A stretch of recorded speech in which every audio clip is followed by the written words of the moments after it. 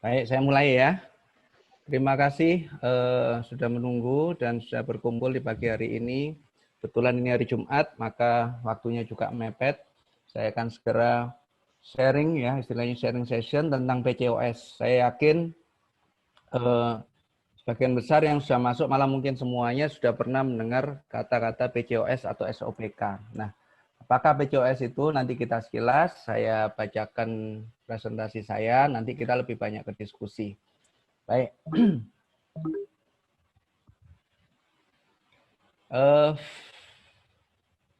Apakah itu PCOS? Jadi singkatannya adalah Polycystic Ovarian Syndrome atau SOPK. Ini bahasa Indonesianya, Sindroma Ovarium Polycystic. Jadi ini terjadi pada sekitar 10% pada organ reproduksi wanita dan merupakan salah satu penyebab utama infertilitas. Jadi kalau kita lihat ini ovarium normal, yang ini ovarium yang terjadi PCO. Ini namanya kista itu artinya kantong yang berisi cairan.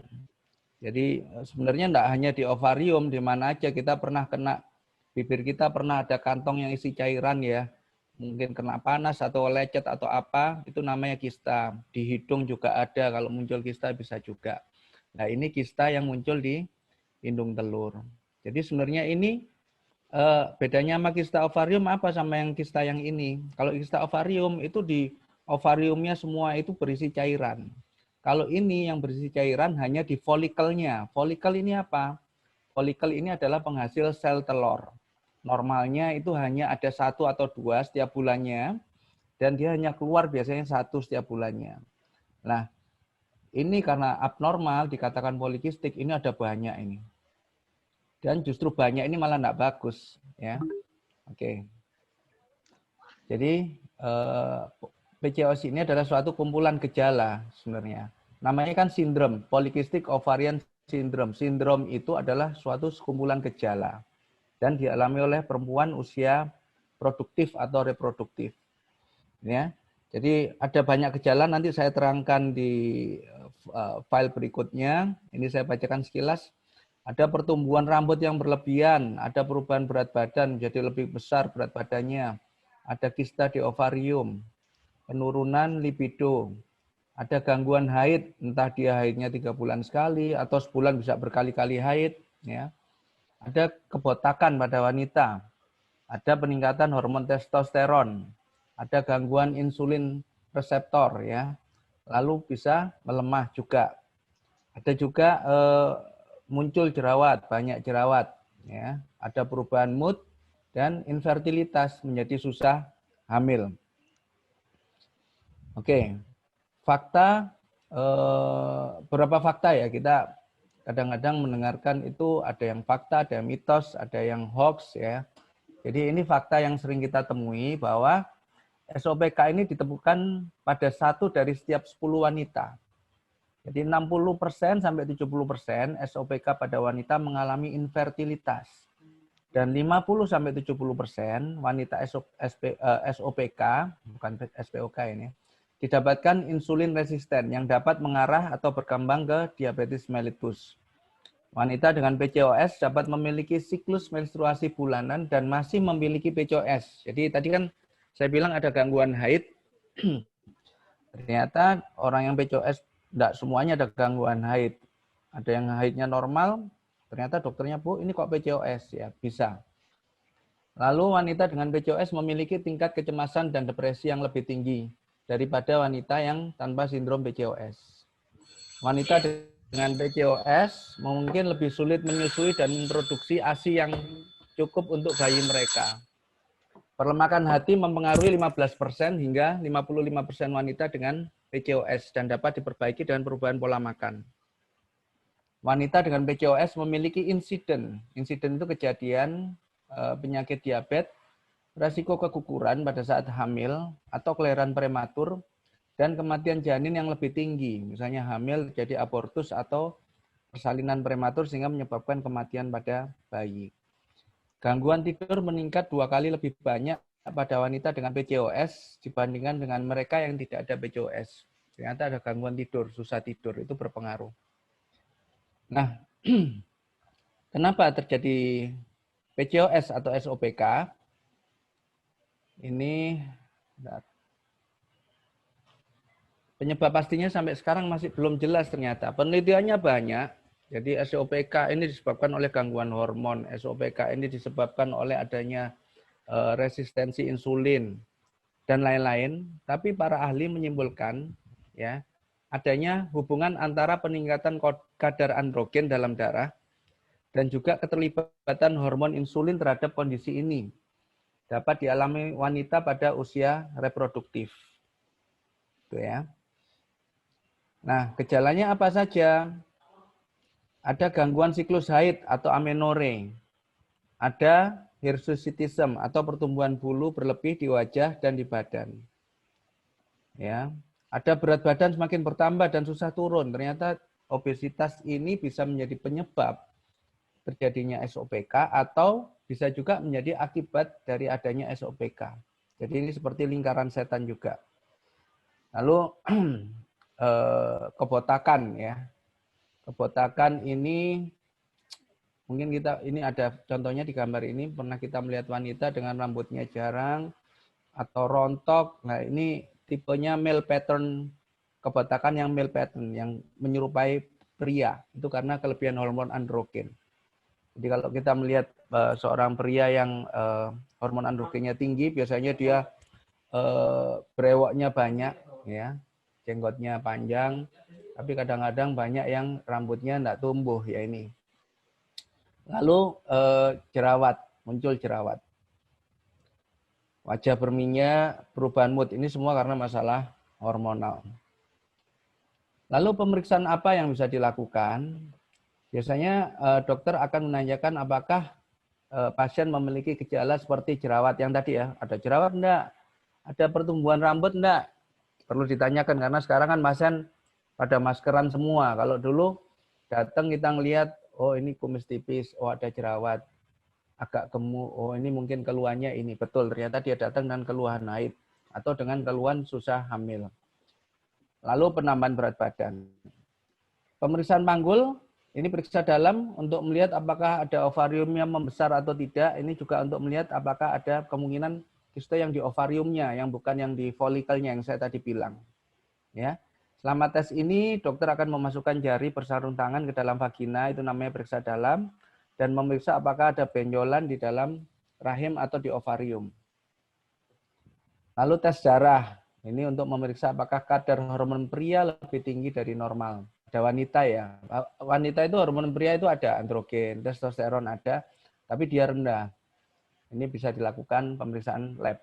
Lalu tes darah untuk memeriksa kadar kolesterol, insulin, TG, ya ini lemak ya.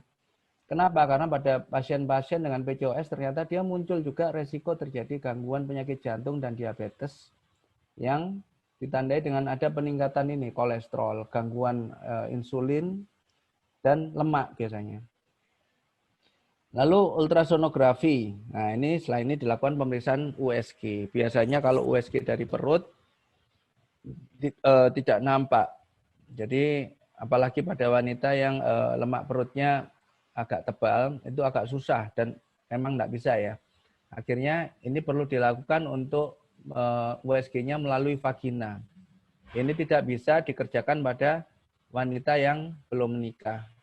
Atau belum menikah sudah pernah berhubungan, biasanya kita minta persetujuan. Walaupun sudah pernah berhubungan, tapi karena belum menikah, kita minta persetujuan, tanda tangan, bersedia dilakukan pemeriksaan dalam melalui vagina. Nanti akan muncul, ini ovarium normal, folikel biasanya cuma satu yang gede. Ya, kalau yang polikistik ovarium, ini folikelnya kecil-kecil tapi banyak. Padahal kalau kecil-kecil seperti ini, diameter di bawah 1,8 sampai 2 cm, maka tidak ada sel telur yang bisa muncul di dalamnya ini. Jadi folikel ini penghasil sel telur. Jadi kalau dia sudah 1,8 sampai 2 cm pada suatu kondisi tertentu, dia akan pecah, dari dalamnya akan keluar sel telur, dan akan ditangkap oleh fimbrie. Fimbrie yang memasukkan ke saluran sel telur, ketemu sperma di sana. Nah, bagaimana cara mendiagnosisnya? Maka dokter akan mendiagnosis minimal si pasien ada 2 dari 3 gejala berikut di bawah ini. Yaitu ada kadar androgen tinggi, siklus haid tidak teratur, lalu ada kista multiple di ovarium yang tadi dari USG.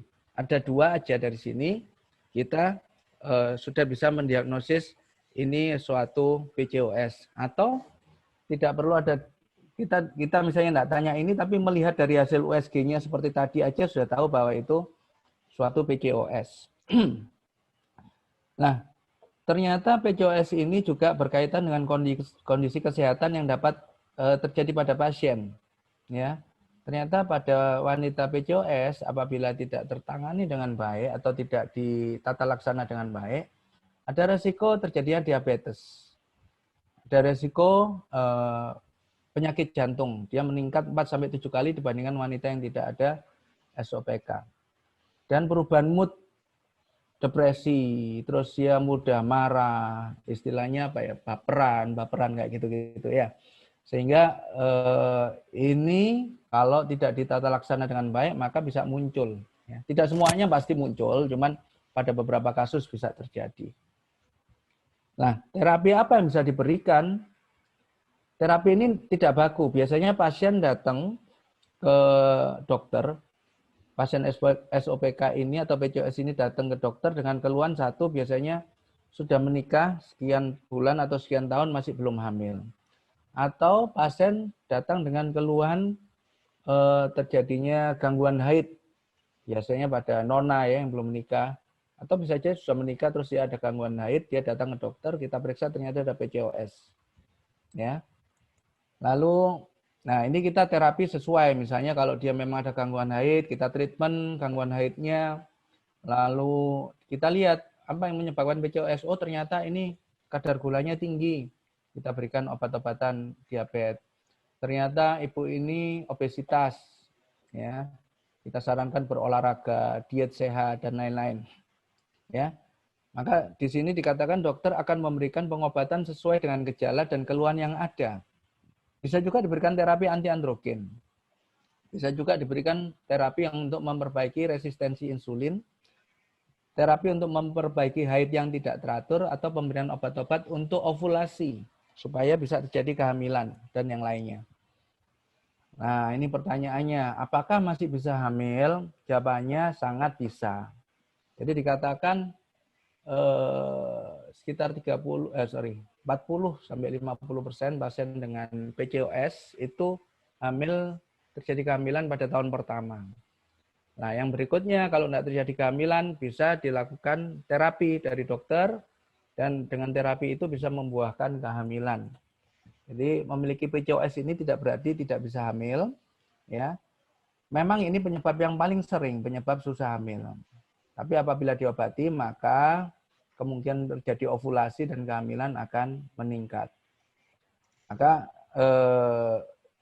dan ini akan dikomunikasikan oleh dokter. Biasanya pemberian obat-obatan tidak bisa diberikan langsung, oh dosis tinggi langsung, tidak bisa. Jadi kita memberikan ini selalu dari lower dose, dosis yang paling rendah, lalu kita naikkan, escalate satu naik ke atas sampai dosis maksimal. Nah, pemberian obat-obat pun macam-macam, mulai obat minum, mulai injeksi, dan macam-macam. Jadi kalau mungkin ada pasien yang sama-sama punya PCOS, ngobrol, aku dulu kok cuman obat tok ya, oh aku kok pakai suntik ya, karena ini memang berbeda setiap pasien pemberiannya. Nah, nah ini untuk jadi kehamilan waktunya memang bervariasi. Ada yang di treatment baru sebulan 2 bulan sudah terjadi kehamilan. Ada yang baru ketemu dokternya, belum sempat diapa-apain, maksudnya belum dikasih obat, itu sudah terjadi kehamilan juga. Lalu, nah sampai pada puncaknya kita melakukan kehamilan berbantu, namanya assisted reproductive technology atau teknologi reproduksi berbantu, bisa dengan IVF atau bayi tabung, atau bisa juga dengan IUI, intrauterine inseminasi. Selain terapi yang diberikan oleh dokter, nah ini penting, lifestyle.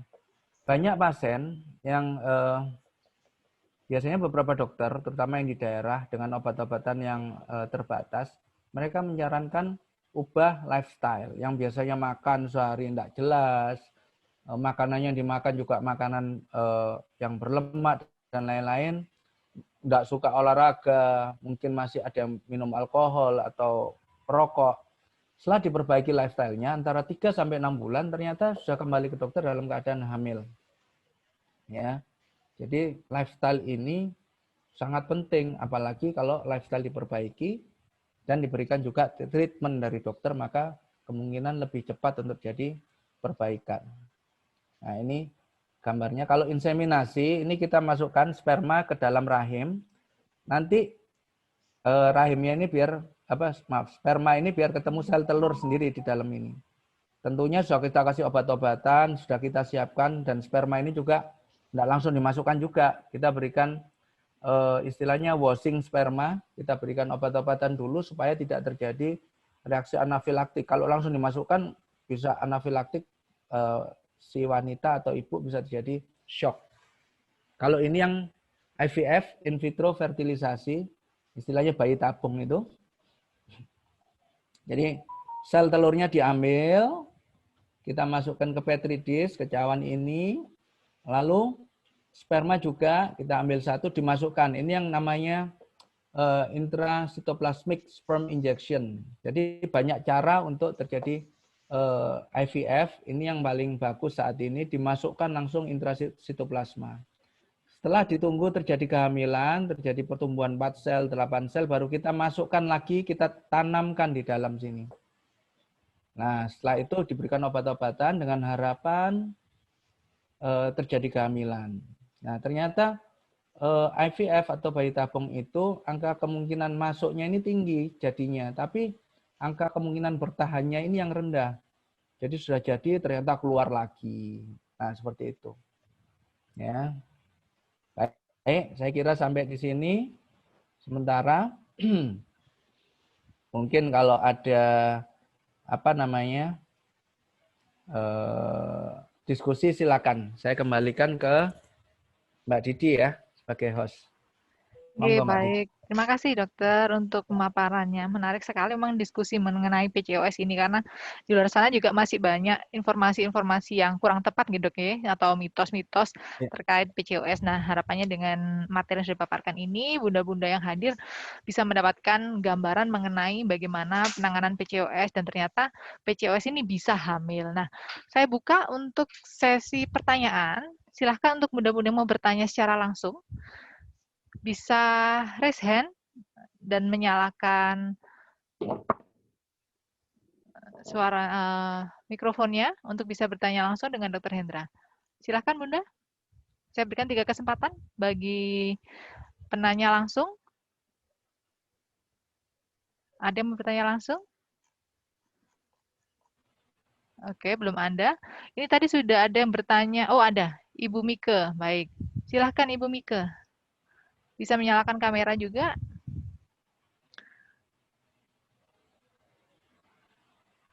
Silahkan Ibu Mike. Ya, saya mau nanya. Saya udah 1 tahunan, sekitar kurang lebih 1 tahun nggak datang bulan. Gimana ya? Ya. Bu Mika ini usia berapa, maaf? 36. 36. Sebelumnya normal ya datang bulannya ya? Enggak, dok. Udah memang nggak normal, tapi nggak pernah sampai selama ini. Oke, Ya, jadi kapan pernah harus haid sih? sebelumnya ya? Iya. Oke. Apa harus tergantung obat itu, dok? Ya. Sudah diperiksakan ke dokter ya? Sebelum corona itu terakhir periksa. Oke, baik. Jadi saya coba paparkan dulu ya Bu Mika ya. Jadi salah satu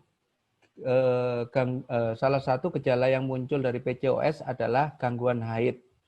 Tapi tidak semua gangguan haid itu adalah PCOS, itu dulu yang penting. Nah, gangguan haid itu ada 2, primer dan sekunder. Gangguan haid yang primer itu dari awal, dari usia remaja sama sekali sampai sekarang tidak pernah haid. Nah, ini Bu Mike ternyata sudah pernah haid, tapi kacau. Sekarang ini 1 tahun ya, 1 tahun tanpa haid sama sekali. Nah, itu yang sekunder. Sekunder ini banyak penyebabnya. Salah satunya adalah kelainan kelainan hormon. Kelainan hormon itu macam-macam. Misalnya Ibu Mika ada penyakit, misalnya ya, ada autoimun, ada penyakit hipertiroid, atau ada masalah di otak, atau ada namanya hiperprolaktinemia. Hiperprolaktinemia itu hormon prolaktinnya tinggi sampai bisa terjadi, di daerah puting susu itu keluar seperti ASI.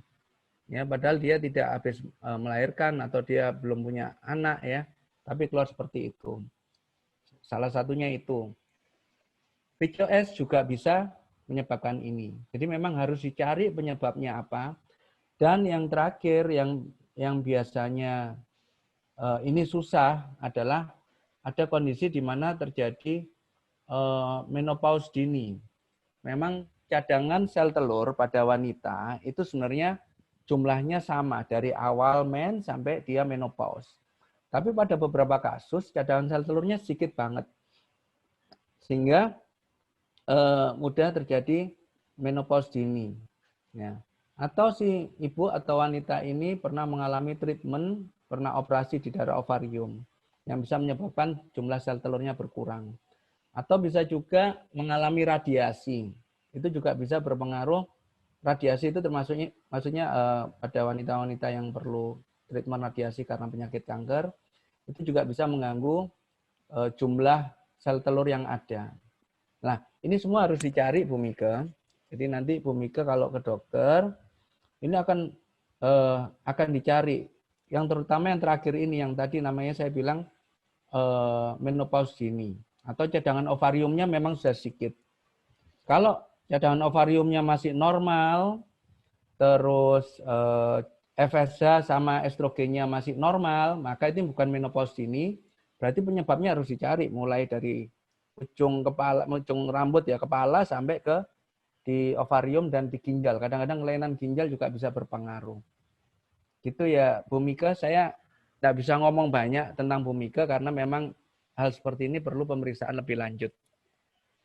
Itu ya. Atau mungkin masih belum jelas, mau ditanyakan lagi, monggo. Bagaimana Bu Mika untuk penjelasannya? Ya, makasih dokter. Nanti kalau saya ke Surabaya, coba kontrol ke sana. Oh, baik. Oh, Bu Mika tinggal di mana? Saya di Bali, di Tabanan. Oh, di Bali, Tabanan. Bu Mika nanti mungkin kalau kontak-kontak, misalnya enggak ke Surabaya, ada kontaknya lewat admin ya. Nanti bisa kasih nomor telepon saya. Nanti saya kasih rekomendasi dokter yang memang kompeten untuk masalah itu di Bali. Ya. Oh, ya dok. Ya, Ya. itu ya. Makasih dok. Ya. Ya, ya. Terima kasih Baik. kembali Bu Mika untuk pertanyaannya. Selanjutnya ada Ibu Iva Sisup. Silahkan Bunda Iva, bisa menyalakan mikrofonnya. Baik, terima kasih dok. Sebelumnya saya mohon maaf, tadi agak terlambat ya. Jadi mohon maaf kalau memang sebelumnya udah dijelasin. Saya mensnya teratur dok. Tapi dulu di awal pernikahan pernah dikatakan dokter PCOS. Nah, apakah ada diet khusus ya? Saya pernah mendengar tapi saya nggak tahu lebih pasti. Apakah ada diet khusus atau makanan khusus sebagai terapi PCOS ya dok ya? Baik. Itu aja ya Bu ya. Oh, Ibu saya punya putra atau putri? Saya punya satu usia 8 tahun. Nah, sekarang lagi promil untuk yang kedua, dok.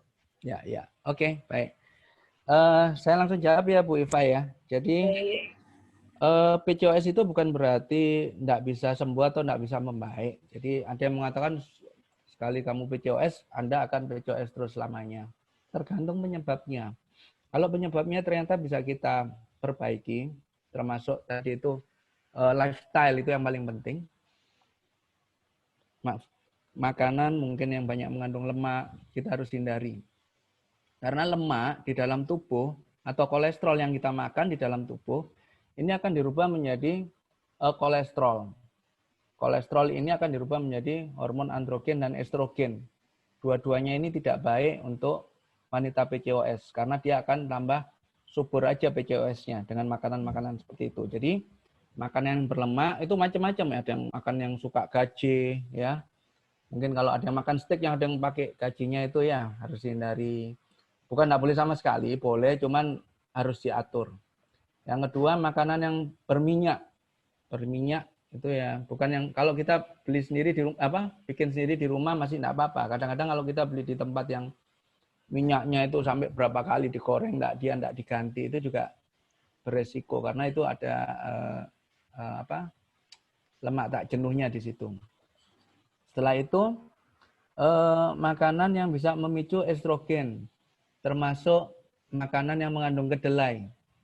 Oh, gitu ya, Dok? Ya, ada yang suka sari kedelai ya, susu kedelai atau tahu tempe. Oh, Boleh. berarti lebih baik dihindari ya, Dok ya? Ya, dihindari dan misalnya maupun boleh, tapi yang enggak yang setiap hari. Karena ada yang orang saking ngefansnya sama tahu sama tempe, kalau enggak ada itu dia enggak mau makan ya. Ini yang harus dihindari. Ya, boleh. Lalu yang kacang hijau itu termasuk ya, Dok ya berarti? Termasuk. Jadi kacang hijau ini kan ada yang harus konsumsi setiap hari. Sebenarnya konsumsi seminggu 3 kali aja bagus, sudah 3-4 kali aja seminggu enggak berpengaruh. Asal jumlahnya 1 gelas aja enggak over ya. Terus lah ini yang penting exercise, olahraga.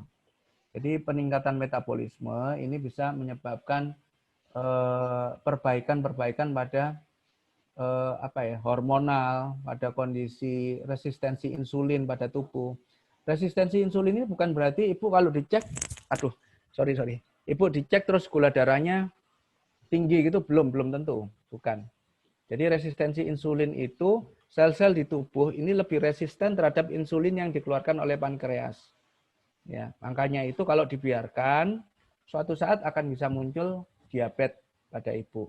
Nah, ini yang paling penting. Jadi makanan tadi, lifestyle, olahraga. Olahraga terkadang kalau kita sendiri pasti males ya kadang-kadangnya. Caranya ya ajak suami, ajak anak, barengan ini akan lebih semangat.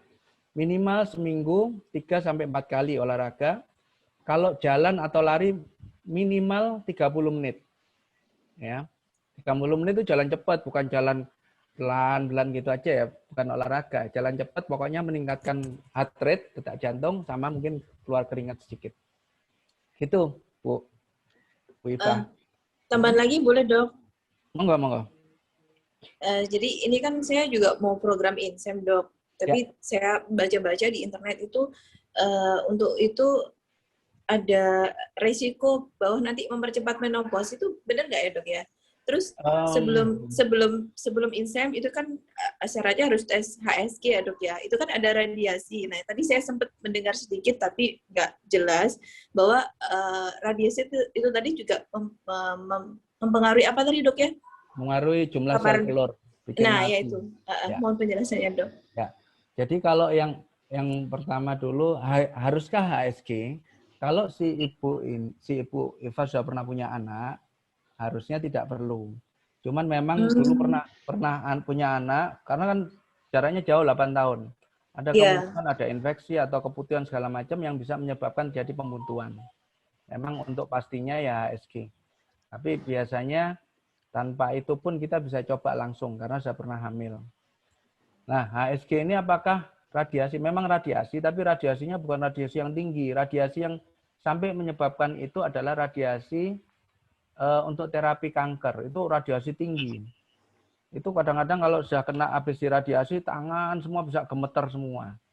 Kalau habis foto ronsen kan biasa aja, kayak enggak ada apa-apa. Memang yang enggak boleh adalah, walaupun itu radiasinya kecil, enggak boleh dalam sebulan dia sampai lebih dari 10 kali. Itu baru mengganggu.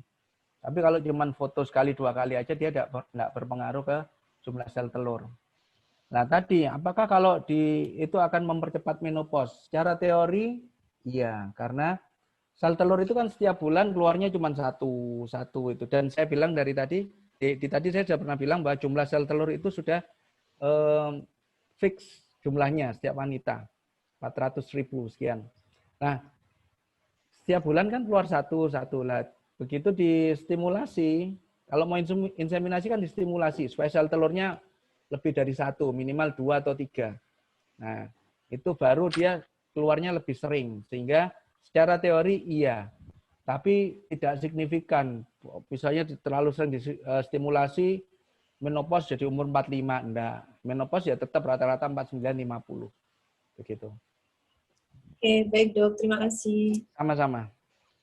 Oke, baik, terima kasih Bunda Iva. Jadi memang penting sekali ya dok ya untuk mengatur pola makan ya dok, menghindari makanan berlemak, berminyak, kemudian kandungan kedelai atau kacang hijau, dan jangan lupa melakukan aktivitas fisik seperti itu ya dokter ya, tentang lifestyle yang perlu dilakukan.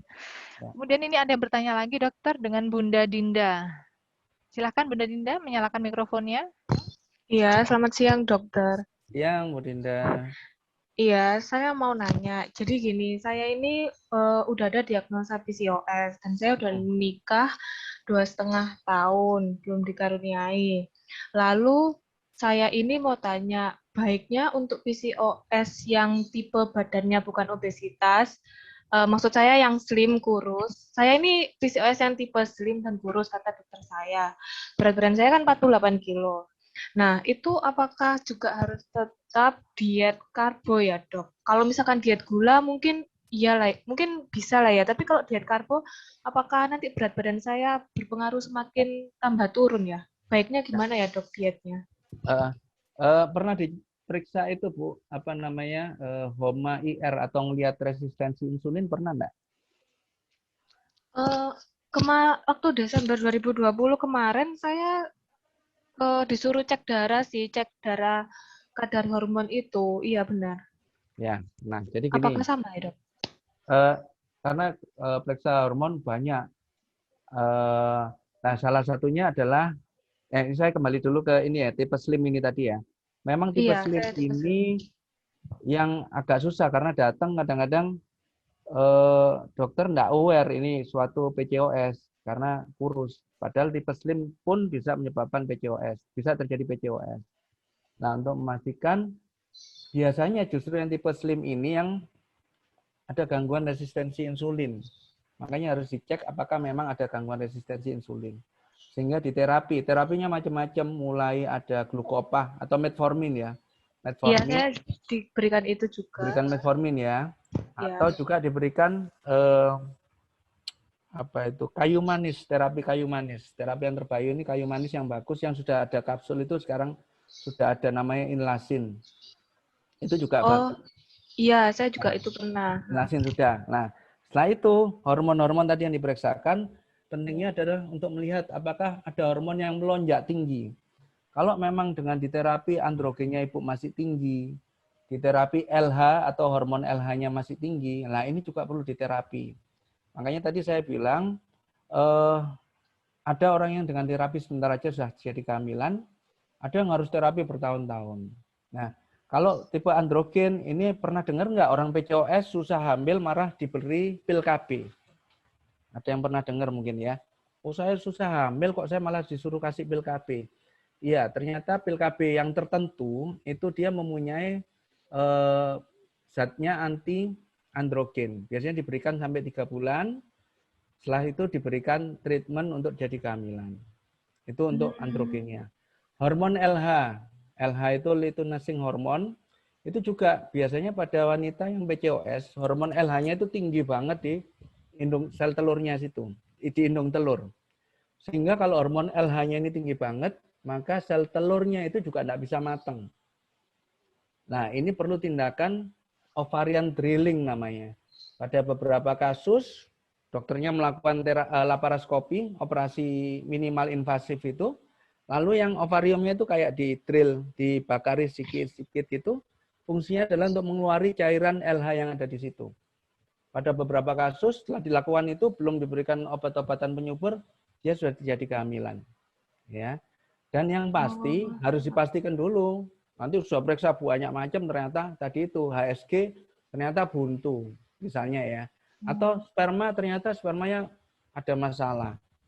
Ini basicnya ini dua ini dulu. Kalau dia tidak buntu, sperma tidak ada masalah, baru di treatment masalah SOPK-nya ini. Tapi kalau ada masalah, ini basicnya. Soalnya ini menentukan nanti mau inseminasi atau bayi tabung. Ya kalau buntu kan tidak mungkin inseminasi. Larinya ke bayi tabung. Seperti itu. Jadi kalau saya tes HSG itu sudah dilakukan waktu Juli tahun 2020, dok. Alhamdulillahnya normal. suami saya tes sperma juga normal. Nah, saat itu sel telur saya juga udah mulai membesar karena udah ditreatment dengan udah ketahuan diagnosa seperti Ya. itu, sel telur membesar, tapi ternyata ketika dipromil telah dijadwalkan hubungan seksnya kok masih belum rezekinya gitu. Ya. Jadinya ya akhirnya dokter saya menyarankan untuk mungkin bisa sabar nunggu 2 tahun lagi nanti baru dilakukan inseminasi. Ya, ya. Nah, tapi untuk saya cuman struggle di dietnya aja sih, Dok. Kayak galau sendiri gitu, mau Oh, yang makan karbohidrat dikit. tadi ya? Iya, Ya, ya. mau makan Karbohidrat, jadi dikit. gini, diet itu bukan berarti tidak makan. Diet itu artinya atur makan, ya. Jadi saya diet karbohidrat, bukan berarti saya tidak makan karbohidrat. Saya makan karbohidrat, tapi ya ini kalorinya seberapa. Itu nanti bisa dilihat. Ada misalnya satu genggam gini nasi berapa kalori. Ini yang penting. Dan jangan sampai kebutuhan kalorinya lebih dari misalnya di atas 3.000 sehari. Ada itu juga tidak bagus. Antara 2.500-an itu yang paling oke kalau memang untuk jaga. Jadi Berarti bukan harus kita, diukur ya, Dok? Ditimbang gitu apa gimana? ya kalau itu agak susah ya. Gampang-gampangannya sehari 2 kali atau 3 kali nasi, cuman ukurannya satu genggam gitu sudah cukup. Nasi Oh, satu genggam tapi nasi goreng, ada minyaknya segala macam lah, itu lain lagi itu kalorinya. Ya, oh seperti itu. ya Oh iya, jadi nggak Dok. usah terlalu takut juga untuk makan. Gimana? Untuk satu pertanyaan lagi. Untuk tes HSG itu apakah ada masa expirednya? Maksudnya kalau misalkan Juli tahun lalu saya sudah HSG, terus kan apakah bisa dipakai untuk acuan selanjutnya? Apakah harus tes lagi? Ya, harusnya bisa. Kecuali setelah HSG, Ibu pernah ada riwayat radang panggul atau infeksi di daerah genital kemaluan. Nah, radang panggul, infeksi di bawah, yang misalnya berat loh ya. Kalau cuma kebutuhan-kebutuhan biasa, biasanya tidak apa-apa. Nah, ini bisa menyebabkan kumannya naik ke salurannya sehingga jadi pembuntuan di sana. Oh, Kali seperti itu baru ya. perlu HSG. Tapi kalau tidak ada masalah selama itu ya tidak perlu HSG. Oh, gitu. Sudah cukup. Ya. Ya, ya. Ya, Dok, terima kasih Oke. penjelasannya. Sama-sama. Terima kasih Bunda Dinda. Dokter, ini di kolom chat ada yang bertanya dari Bunda Fiska Carrera, pertumbuhan rambut di bagian mana saja, Dok, yang bisa dianggap sebagai tanda PCOS? Oke. Pertumbuhan rambut yang tidak normal pada wanita. Jadi mungkin pernah melihat wanita dengan kumis tipis, ada rambut-rambut tipis ya. Terus biasanya bulunya kan di sini tidak terlalu panjang, ini panjang. Itu bisa. Ada bahkan yang sampai betul-betul seperti rewok pada wanita ada. Kelihatan banget. Ya, itu yang kalau rambut biasa, maaf di ketiak, pubis itu normal. Ya. Itu ya. Baik. Berarti yang tidak biasa ya, Dok ya, pertumbuhan yang tidak Ya. biasa pada Ya, misalnya. kita lihat laki lah. Kalau di laki itu ada jenggot, ada bisa jadi pada wanita. Oke, baik, terima kasih dokter. Ya. Masih ada 2 penanya langsung dokter Ya. dengan Bunda Rahayu Dewi. Silahkan Bunda, menyalakan mikrofonnya. Monggo. Ya, selamat pagi dokter. Selamat pagi, Bu Rayu. Ya, Dok, saya mau sedikit konsultasi kan saya baru menikah 1,5 tahun ya dok. Kemudian saya pernah ke dokter di daerah Malang sini, saya tinggalkan di Malang. Nah, setelah itu disuruh USG yang dalam itu, Dok. Nah, itu dikatakan folikel ya tadi ya, Dok, yang kecil-kecil. Nah, terus disarankan buat semprot. Nah, semprot itu apa yang HSG itu ya, Dok? Semprot? Iya, dokternya cuma bilang mau disemprot gitu aja, Dok. Ya, disemprot atau ditiup ya? Iya. Mirip-mirip ya. Jadi itu namanya hidrotubasi. Udah itu aja, Bu Rayu, apa ada tambahan lagi? Ada lagi, Dok. Terus untuk yang suami itu kan disuruh cek lab juga ya, Dok ya? Nah, nanti setelah HSG itu apa bisa langsung hamil atau ada treatment lain ya, Dok? Oke. Jadi gini, sudah ya Bu ya, saya jawab dulu ya. Iya. Bu Rahayu ya, betul ya? Bu Rahayu. Iya, Dok. Jadi satu, tadi ditanya semprot itu apa? Semprot itu biasanya bukan HSG. HSG itu memang semprot ya, dimasukin cairan, masuk lewat bawah, tapi dia di laboratorium. Karena setelah dimasukin cairan ini bisa terbaca dari ronsen. Nanti kelihatan cairannya itu jalan gitu, terus di ronsen dia tidak buntu, kelihatan masuk ke saluran telur atau tuba, lalu keluar di dalam perut. Nah, itu berarti tidak buntu. Tapi kalau yang disemprot yang dikatakan dokternya Ibu, semprot ini kemungkinan adalah hidrotubasi. Hidrotubasi itu adalah untuk misalnya memang ada pembuntuan, itu disemprot supaya terbuka. Nah, sekalian untuk membuka itu dia juga akan bisa mengetes. Kalau dia pada saat menyemprot ini terjadi berat semprotnya atau dorongnya berat, maka ada kemungkinan buntu. Kemungkinan loh ya, tapi tidak pasti. Ya, bisa aja karena salurannya lagi mungker gini dia agak berat dorongnya bisa. Yang kedua, kalau memang ada kemungkinan buntu, ini juga tidak bisa tahu buntunya di mana, sebelah kiri atau kanan, di ujung atau di bawah, di distal atau proksimal itu nggak bisa tahu karena pakai perasaan saja, ya semprot. Biasanya kalau HSG-nya buntu, salah satu atau dua-duanya, nah ada beberapa dokter termasuk saya masih menggunakan fisioterapi dulu, lalu setelah di fisioterapi baru kita semprot untuk buka buntunya itu, ya itu baru. Jadi semprot ini ada dua tujuan. Yang pertama adalah untuk mengetahui buntu atau tidak.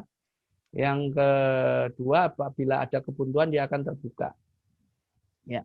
Tapi kalau masalahnya di PCOS, walaupun disemprot sudah terbuka, kalau sel telurnya tidak ada yang dibuahin ya, maka sulit untuk jadi kehamilan.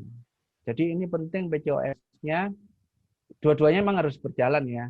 Tapi penting juga PCOS-nya diperbaiki. Ya. Kalau HSG itu lain lagi yang tadi saya bilang tadi. Nah, suami cek lab kalau suami itu hanya perlu sperma saja. Sperma oke, ya sudah. Sperma itu nanti bisa kelihatan jumlahnya banyak apa sedikit, bentuknya normal apa enggak, gerakannya cepat apa enggak. Ya, itu yang dilihat. Kalau itu sedang, enggak harus sempurna, enggak harus normal, sedang aja, mempengaruhi kriteria minimal dia cukup, masih bisa untuk hamil dengan sperma seperti itu. Nah, kalau jumlahnya sedikit memang dan untuk cari yang itu susah, maka sarannya ke inseminasi. Kenapa? Karena sperma itu, maaf kalau berhubungan kan keluar di daerah vagina. Jumlahnya kan banyak. Yang sampai ke atas itu bisa cuma sedikit karena mungkin gangguan gerak atau dia spermanya ada bentuknya tidak normal. Sampai ke atas sedikit. Nah, makanya inseminasi ini membantu supaya masuk sperma itu mendekati saluran telur sehingga lebih mudah terjadi kehamilan. Begitu Bu Rahayu. Bu Ayu mungkin panggilannya ya. Iya, Dok. Nah, berarti memang harus semprot itu ya, Dok? Semprot, ya. Kalau sudah 2,5 tahun memang sih semprot. Cuma kalau saran saya 1,5, Dok. Iya. Oh, 1,5 ya. Kalau saran saya sih mending HSG karena lebih jelas misalnya terjadi kebuntuan di mana, sebelah mana gitu. Gitu ya. Kenapa kok harus gitu? Karena pasangan menikah itu dikatakan pasangan subfertil atau infertil, susah hamil, apabila sudah setahun menikah dengan frekuensi hubungan normal, dalam seminggu itu 2 atau 3 kali, dia belum terjadi kehamilan. Berarti ada masalah setelah 1 tahun ini. Nah ini kita tidak boleh terlena. Karena semakin usia bertambah, maka kesuburan itu grafiknya akan semakin turun.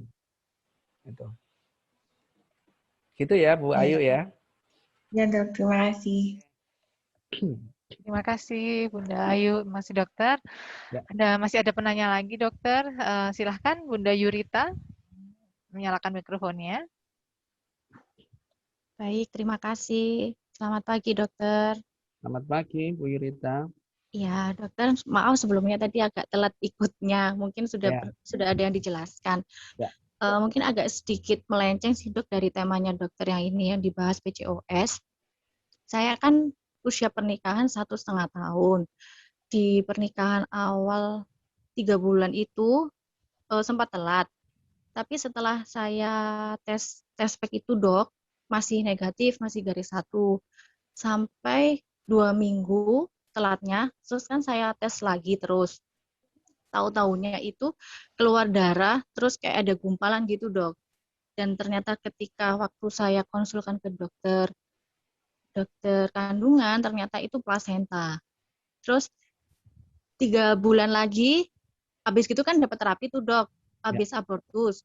Cuman abortusnya itu nggak sampai kuret, cuman kayak diberi obat yang untuk membersihkan rahim gitu sih dok katanya.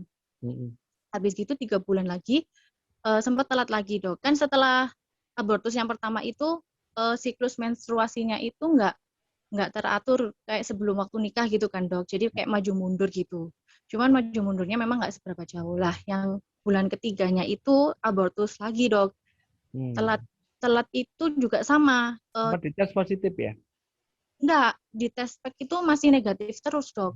Sampai akhirnya keluar lagi dan itu memang plasenta. Cuman lebih ukurannya sih katanya lebih kecil dari yang pertama itu dok. Kan konsulnya kan di dokter yang sama. Ya. Habis gitu juga sama, cuman dikasih obat untuk membersihkan aja, nggak sampai kuret. Habis gitu dari dokternya kan disarankan untuk cek ACA ya dok ya, ACA IgG sama IgM kalau nggak salah. Itu sudah saya lakukan, hasilnya sih negatif. Terus habis gitu yang ini dok, bulan ini itu telat lagi. Hampir ya 2 minggu juga sih dok. Saya tes pack juga masih negatif. Terus kemarin sempat konsul lagi, katanya sih ada penebalan, cuman juga ada kayak sel telur yang apa tuh dok, mengarah ke PCOS tapi belum sampai PCOS. PCOS itu gimana ya dok maksudnya? Ya. Gitu ya. Ini sudah 1,5 tahun ini sampai ya, 3 bulan sampai sekarang ini. Iya dok. Dan selama itu selalu gitu tes packnya negatif, tapi tahu-taunya kayak keluar plasenta gitu. Iya. Oke.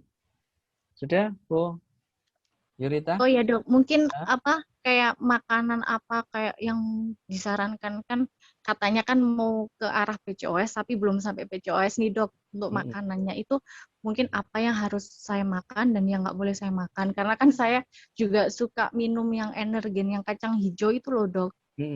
Yang untuk program hamil seperti itu sih dok. Ya. Oke. Sudah? Sudah dokter. Oke. Jadi Bu Yurita ini sudah menikah 1,5 tahun, 3 bulan pertama hamil, keluar ndak mes, terus keluar darah, dikatakan itu gumpalan plasenta, terus seperti itu lagi.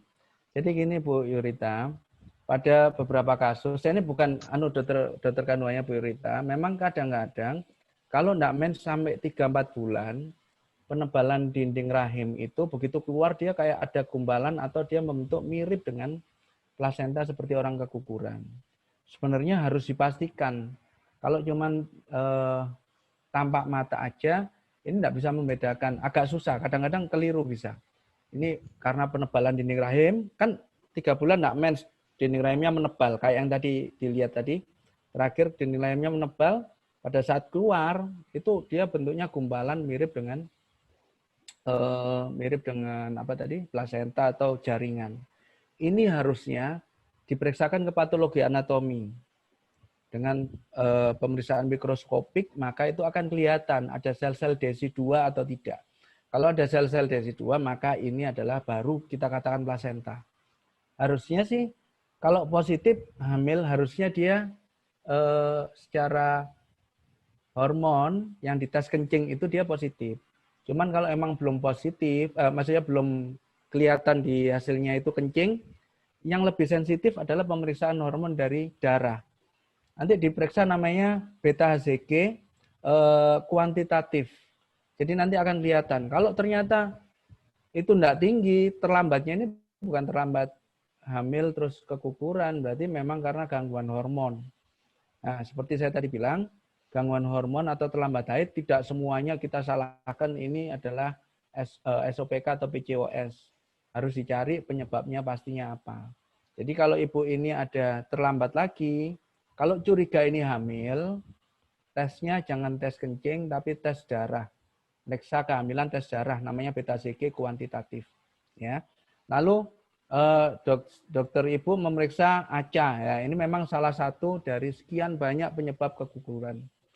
Dulu itu memang lagi tren dan sampai sekarang juga ACA ini ada gangguan autoimun. Jadi kalau antikardiolipin antibody namanya. Kalau dia positif, maka akan beresiko kehamilannya tidak jadi keguguran.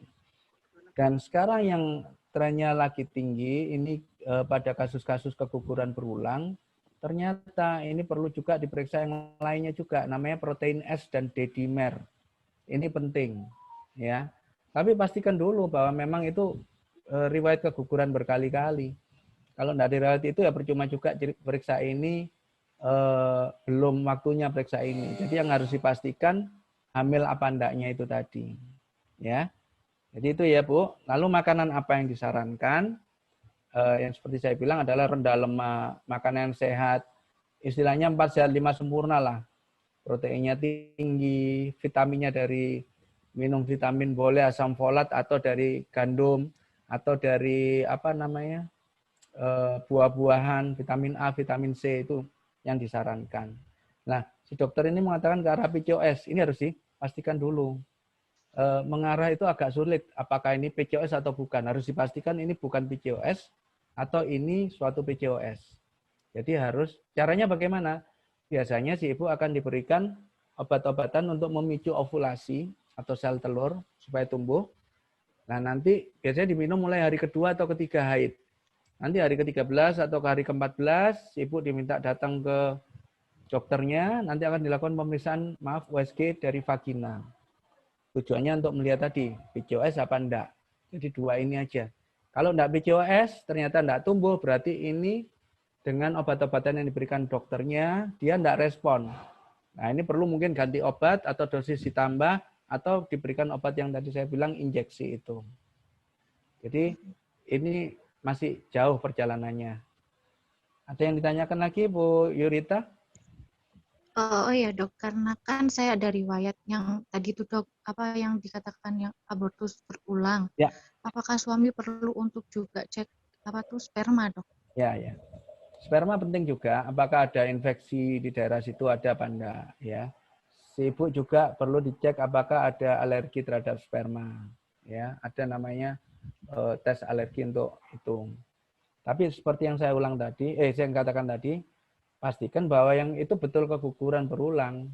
Karena ibu sempat bilang sendiri bahwa dicek ternyata negatif. Biasanya ya, kalau ini misalnya saya sekarang mens, saya sebagai ibu mens, 2 minggu lagi terjadi kehamilan, misalnya terjadi ovulasi, berhubungan terjadi kehamilan, harusnya beberapa hari kemudian itu sudah dites, sudah positif. Nah ini ibu sudah terlambat, artinya kan sudah lama terjadi kehamilan, minimal sudah 2 minggu, harusnya dia positif. Begitu. Baik dok. Ya. Terima kasih. Sama-sama Bu Yurika. Yurita Ya, terima kasih Bunda Yurita. Ya. Baik, penanya satu lagi dari Bunda Ica, dokter, yang akan bertanya langsung. Silakan Bunda, menyalakan mikrofonnya. Baik, terima kasih dok. Saya emang dari sebelum menikah itu memang haidnya nggak pernah lancar gitu dok. Jadi saya sudah beberapa kali ke dokter yang berbeda. Ini saya ke dokternya waktu sebelum menikah, jadi tujuannya belum untuk program hamil. Waktu itu setiap kali saya ke dokter itu solusinya diberikan obat untuk menstimulasi hormon. Nah, dari ketika saya minum obat itu, haid saya mulai keluar gitu dok. Jadi istilahnya itu ketika saya nggak haid, jadi sekitar nggak haidnya itu kalau saya ke dokter itu ketika sudah sampai 6 bulan nggak haid, 4 bulan nggak haid itu saya ke dokter. Karena waktu itu saya belum menikah, solusinya hanya untuk melancarkan haid saya. Nah, tapi ternyata setelah distimulasi itu, memang waktu itu lancar dok. 2 atau 3 bulan itu haid saya mulai agak teratur, itu pun nggak setiap bulan. Jadi yang awalnya nggak tentu kapannya, jadi kayak nggak tahu saya mau ada haid lagi kapan. Nah, ketika minum obat ini itu jadi 2 bulan gitu dok. Jadi bisa saya ingat-ingat gitu. Jadi 2 bulan lagi saya haid, 2 bulan lagi saya haid gitu. Nah, tapi ternyata setelah itu hal itu terjadi lagi, Dok. Jadi akhirnya saya memutuskan ketika itu terjadi lagi, saya pindah lagi dokter gitu, Dok. Nah, setelah saya menikah, tapi saya ingat-ingat itu obatnya itu, obat hormonnya itu nggak sama, Dok. Jadi memang tipe-tipenya ada yang pil kecil-kecil, ada yang pokoknya yang mereknya beda-beda gitu loh, Dok. Nah, ketika saya sudah menikah, saya menikah udah hampir 6 bulan ini. Saya memang ketika setelah menikah itu haidnya memang nggak lancar lagi. Nah, kebetulan karena nggak lancar lagi, saya memutuskan ke dokter saya yang terakhir ini. Dan ternyata dikasih obat untuk menstimulasi hormon lagi gitu. Nah, saya berpikir karena saya mau program hamil, saya pengen hamil. Intinya itu saya entah itu nanti mau hamil alami atau apa, saya pengen menyelesaikan masalah saya ini. Akhirnya saya setiap kali haid dari obat hormon itu, saya hari pertama atau kedua itu saya diminta untuk ke dokter untuk diperiksa. Nah, ternyata dok, setiap kali periksa yang difokuskan dari dokter yang saya konsultasi ke sana itu, yang di tracking itu adalah ukuran rahimnya. Nah, saya bingung dok. Iya, katanya ukuran rahimnya itu kecil gitu dok, sama sel telurnya itu kecil-kecil gitu dok. Nah, jadi setiap kali saya di treatment dikasih obat, saya dikasih obat Cycloproginova ini yang terakhir ini 2 kali siklus, lalu dikasih lagi untuk pematangan telur itu saya lupa nama obatnya. Itu yang selalu ketika saya ke sana itu yang di tracking itu adalah ukuran rahimnya. Nah, untuk penderita PCOS seperti saya ini, apakah memang tanda kalau saya itu sudah membaik itu memang dari salah satunya ukuran rahim saya itu yang udah mulai baik gitu loh dok. Maksud saya, apakah ketika ukuran rahim saya itu membesar, itu tandanya kondisi saya sudah lebih baik. Karena saya bingung dengan diagnosa dokter-dokter yang sebelumnya itu juga nggak pernah mempermasalahkan ukuran rahim saya. Ukuran rahimnya itu apa? Katanya besar atau kecil? Kecil.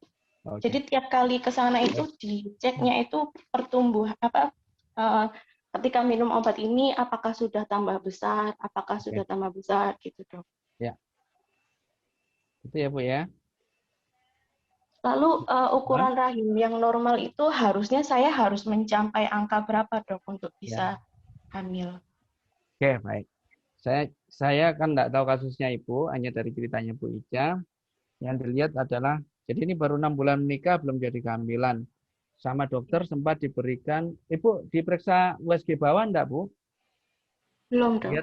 Belum ya. Nah, ini penting karena satu, Ibu kan sudah diberi obat untuk memicu sel telur.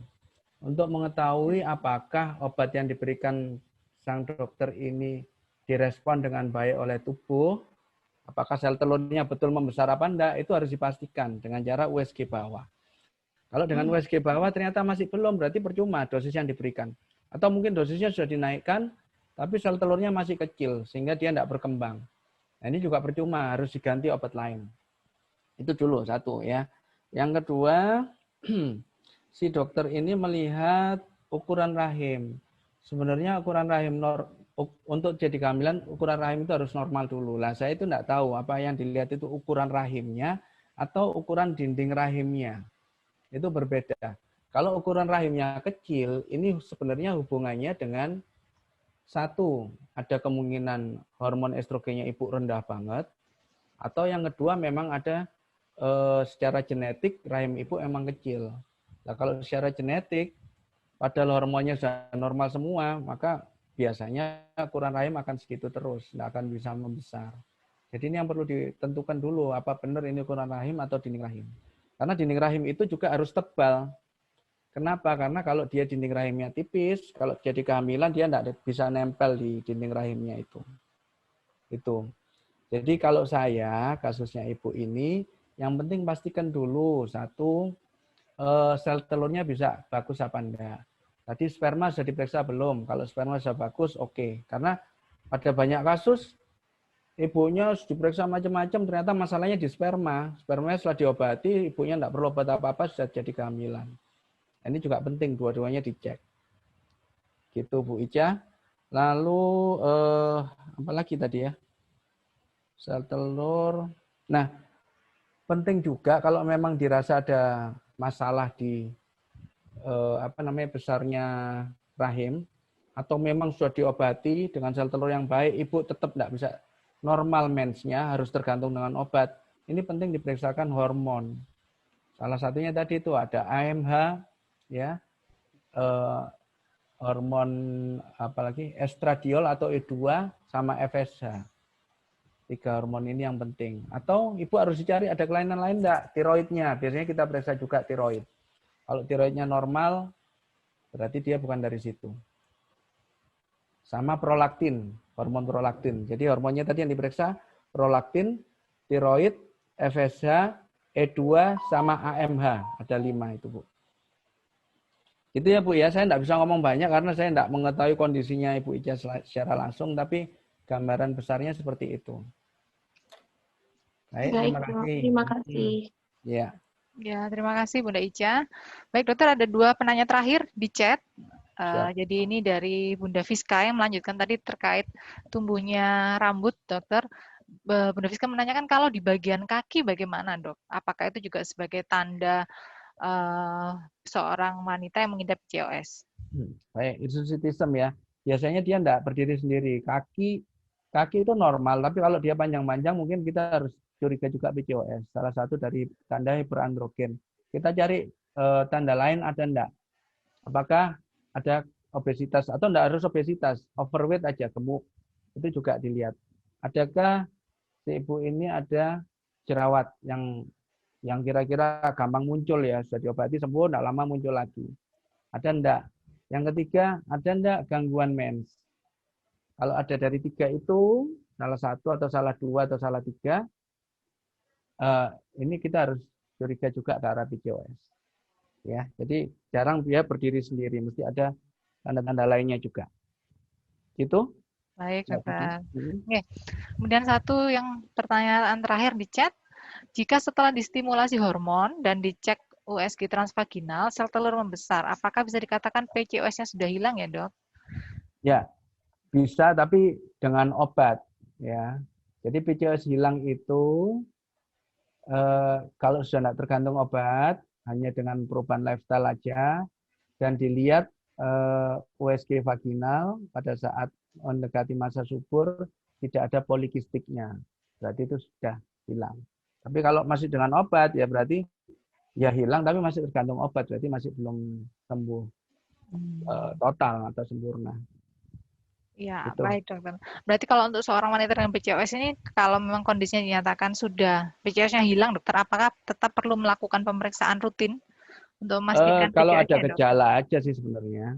Kalau ada yang penting maintenance-nya itu tadi. Yang penting maintenance lifestyle-nya itu. Terus apakah kalau sudah pernah hamil, terus hamil lagi susah enggak?